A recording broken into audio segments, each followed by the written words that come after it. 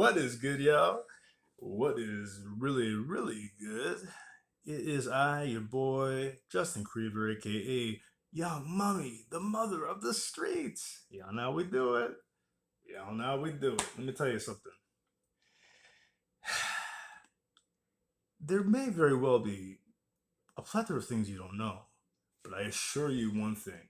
There is one thing all of you definitely know, and that is y'all know how we do it. Alright? So be proud of that. Own that shit. You know what I'm saying? Own that shit. Be proud of that. Because that is a groovy thing. All right. if, moving on, if you were one of the privileged, you had a chance, or you dug on either one or both of my super compelling and uber fascinating videos refuting the Christian pagan conception of heaven and hell. The first one I did from a philosophical standpoint. The second one I did from a theological, and it got me thinking because in forget about the first one. I mean, watch it if you want. But because I was doing it for the second one from the theological perspective, um, it was necessary that I had to, explain certain things, in reference to the pig, uh, indisputably pagan nature of Christianity. It's not an organic offshoot of, you know, of Judaism. It's very much a confluence of Greco-Roman polytheistic pagan shit and a tiny little bit of Judaism sprinkled in. I didn't even get to mention, even in that video, I didn't get to mention, like, even, like, uh, the term Messiah, that's a bastardization, right? The term is Mashiach, right? Which means anointed one. The literal meaning is to be doused in oil. Uh, and I actually didn't know why, but I was talking to I have a family, it's kind of a distant family member, but he's a rabbi. Like my father's Jewish. He's a retired rabbi. So shout out to Jeff. He gave me some insight. He was telling me it's because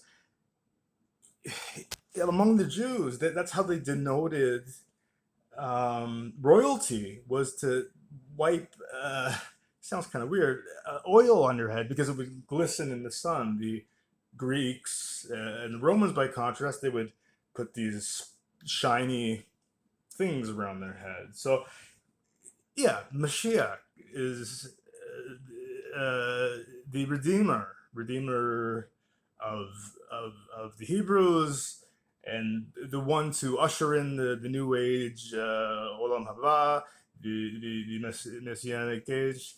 Okay, rebuild t- uh, Solomon's temple, become king of the world. Everyone resurrects.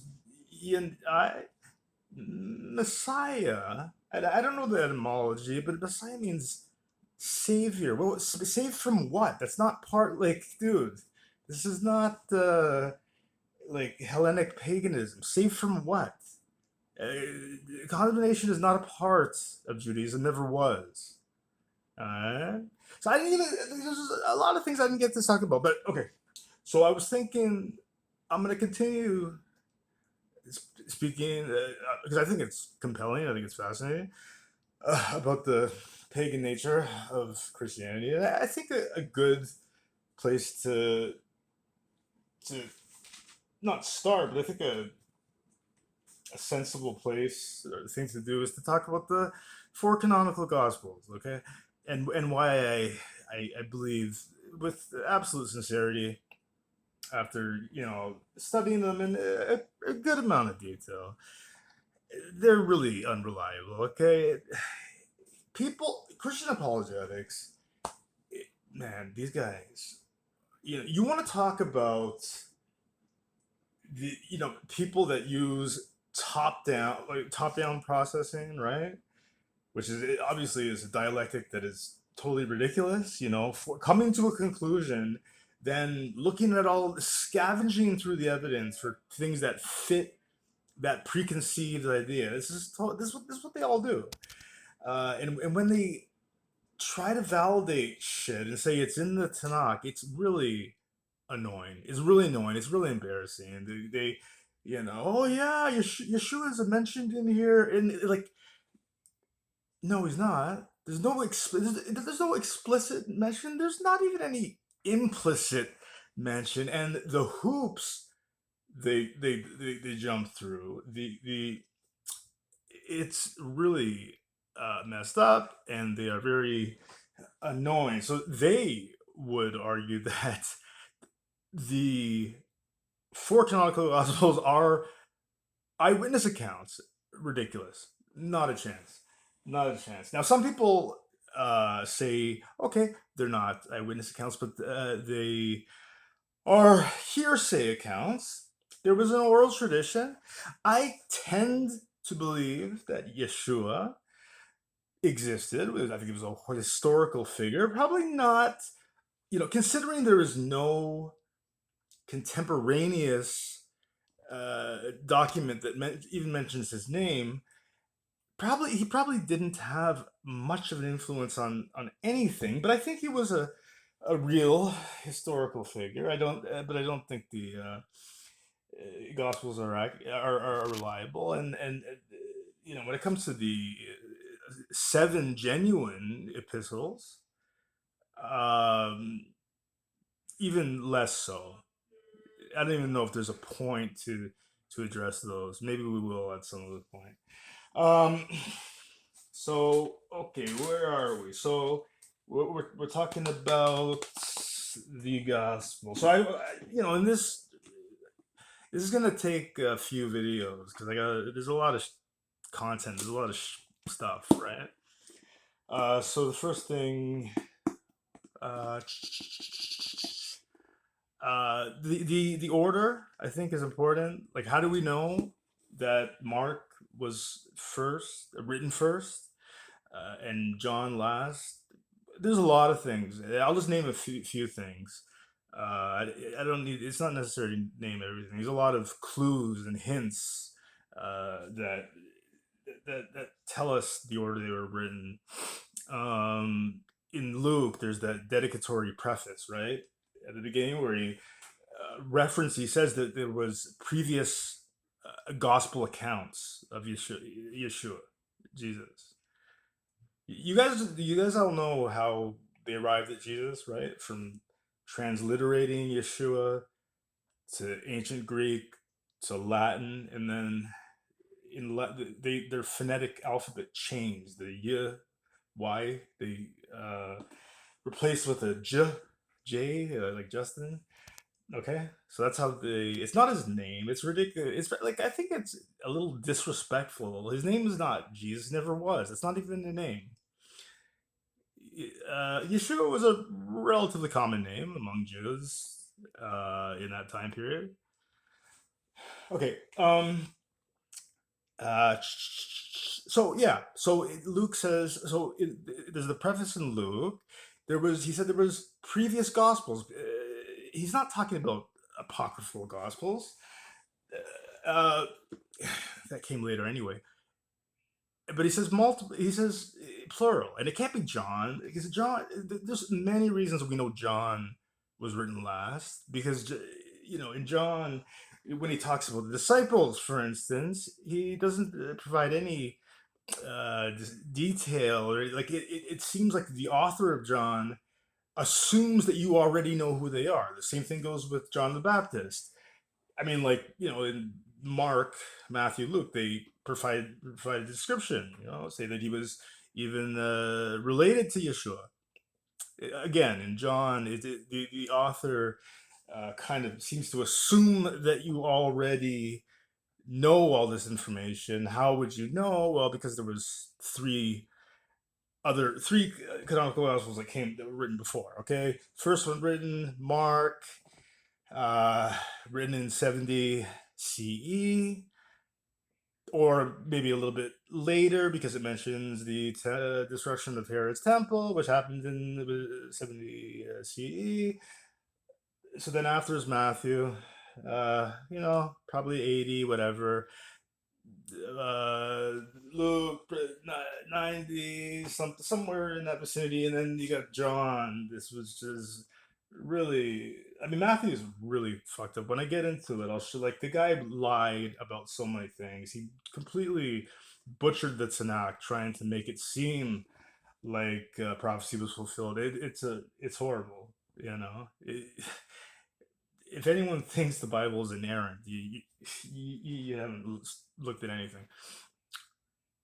Now what was I gonna say? Yeah, so John, it wasn't even. It was the only one not written in the first. It was written in the second century. Um, to be honest, John probably should not have been included in the biblical canon. No one knows for sure who selected the canon, but there's a quote. There was some uh, quotes from uh,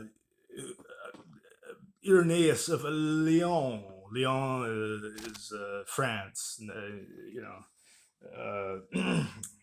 now, and he was immensely.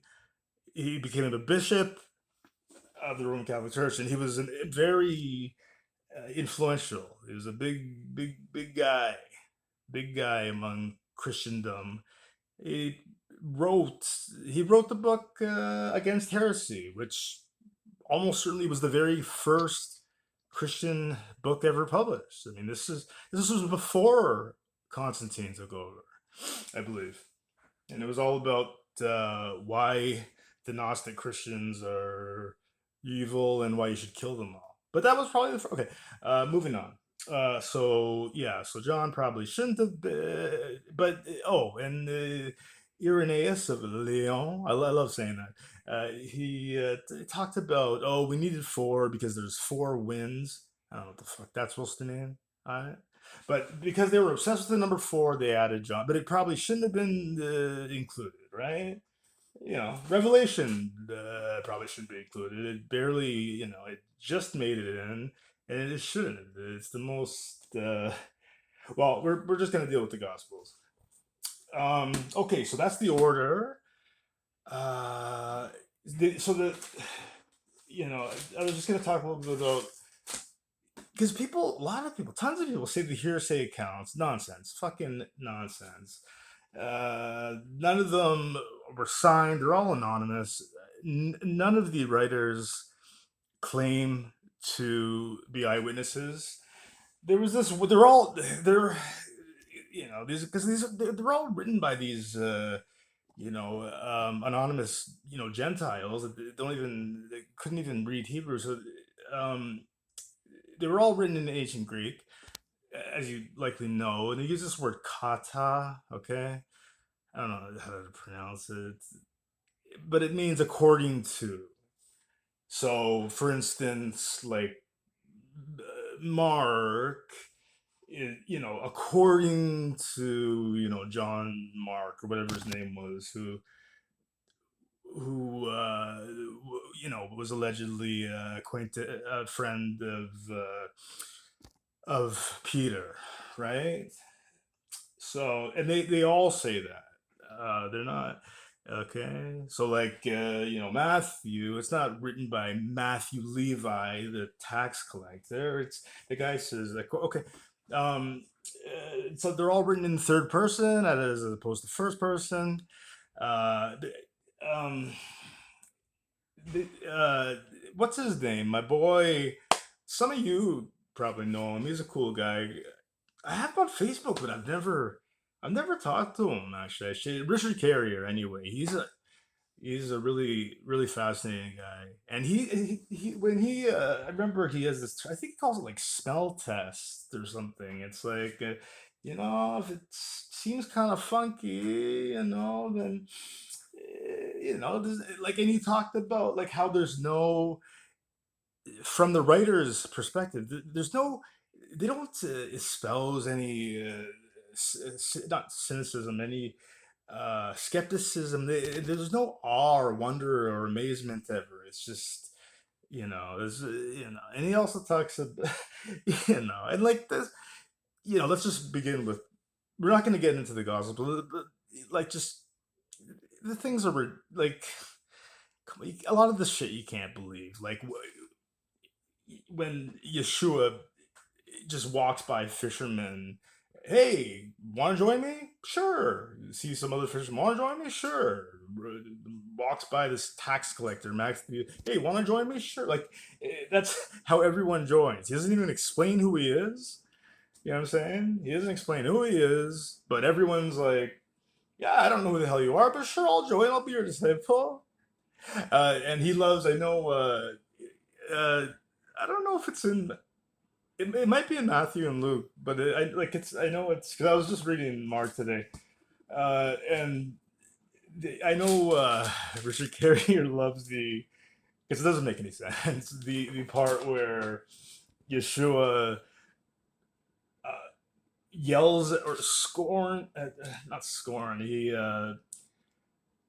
rebukes the fig tree, or sorry, some plant for not growing fruit out of season, and it explicitly says it's out of season. What are you mad at? It's not supposed to bear fruit. It's out of season, but Yeshua, he condemns the plant. He rebukes the plant for not growing fruit out of season. So this stuff is what Richard Carrier, I think he calls it like the smell test. Come on, what else? Oh, and this is big. I mean, there's so many things that no one could have seen. No one could have seen, because all of this. There's so many things that predate the ministry of Yeshua and selecting disciples. The test, the thing was the what is it, temptation of Jesus with the 40 days in the mountains. No one's around, when Satan was testing him. All the birth story in Matthew and Luke, the ridiculous story in Matthew, totally fabricated, of the what do you call it, the massacre of the innocents, where King Herod was killing all the young boys in Judea because he didn't want to lose his kingship, and Yeshua had to boogie on down to Egypt. Never happened. Completely fabricated. And what the author Matthew did, he used he did this. He butchered the whole Tanakh. What he did was, it is like, it's not inerrant, because there's people that write the Bible that lie, and so he took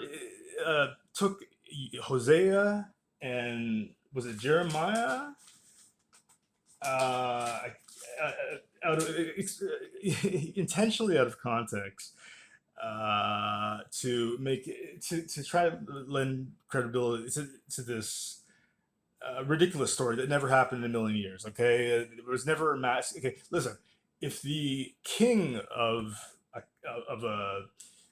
an empire, or a country or whatever, is killing all the little boys, I'm pretty sure someone would write it down. And there's no corroboration at all. There's not one single independent piece of corroboration. So it never happened. The author of Matthew made that up, but the author of Matthew made up a lot of things. So there's a lot of lying, and deception when it comes to the four canonical gospels. With John, I mean, he's a total anti-Semite. He's the same. So yeah, they talk about that. They talk about things that no one could have known, all that stuff, and more. And thought, like, I'm just looking through Mark here. Like, thoughts. Okay, what do we have here? Uh, Mark 5:30. Immediately Jesus, perceiving in himself that the power proceeding from him had gone forth, turned around in the crowd and said, "Who touched my garments?" Immediately Jesus, perceiving in himself that the power proceed. How do you know what he's perceiving in himself? You don't. Can you read his mind? Assuming there was an eyewitness, could they read his mind? I sincerely doubt it. 6:6, Mark 6:6. He was healing someone, and some people were skeptical. And he says, and he wondered at their unbelief. How the fuck? Excuse my French, but how the fuck do you know? You don't know what. How do you know he's wondering about their unbelief? How do you know? You could read his mind. Yeah. No, what else do we got here? Uh, that's wait. What? Question. Said some.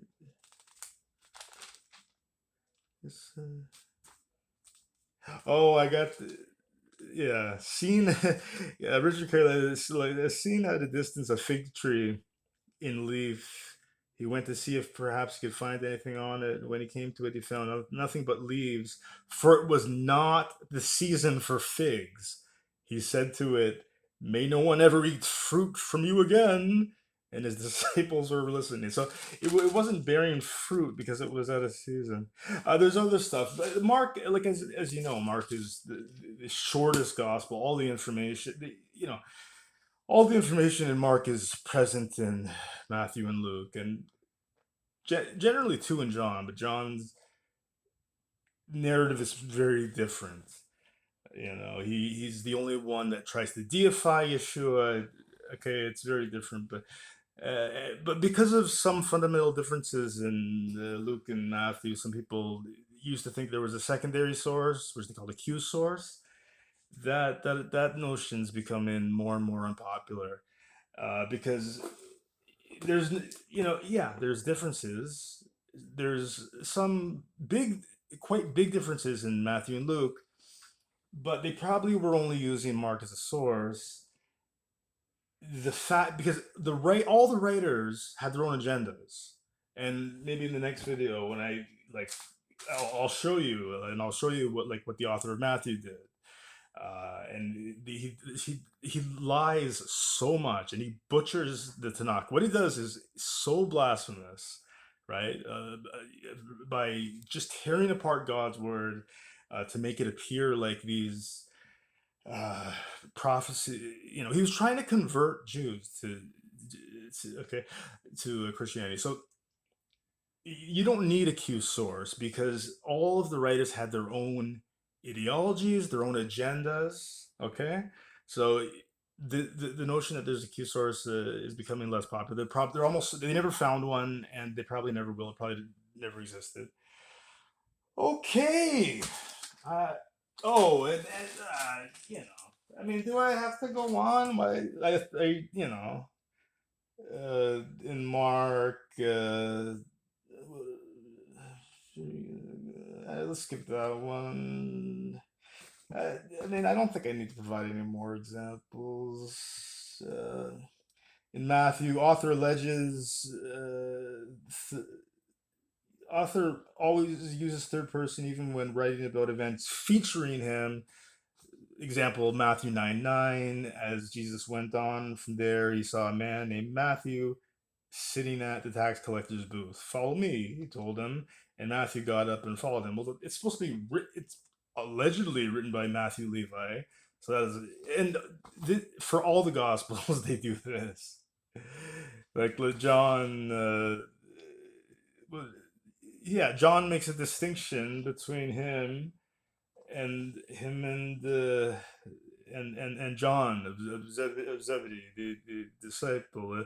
John 21:24. The author makes a distinction between John himself. This is the disciple who is testifying to these things and has written them, and we know that his testimony is true. So he's saying effectively, I'm just the author of this. I'm not the disciple. those disciples were all dead by the time this gospel was written. Um, okay, so that's some good information, I think. I don't know.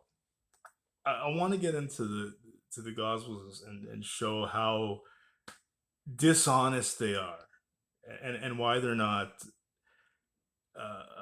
reliable at all. But I just had to lay some foundation, and I think that's sufficient. Okay, the order, they're not eyewitness. Okay,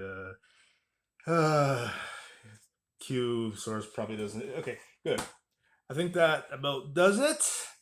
All right. As always, it's your boy Justin Creever, aka Young Mummy, the mother of the streets, and y'all be good. All right, take care. Peace.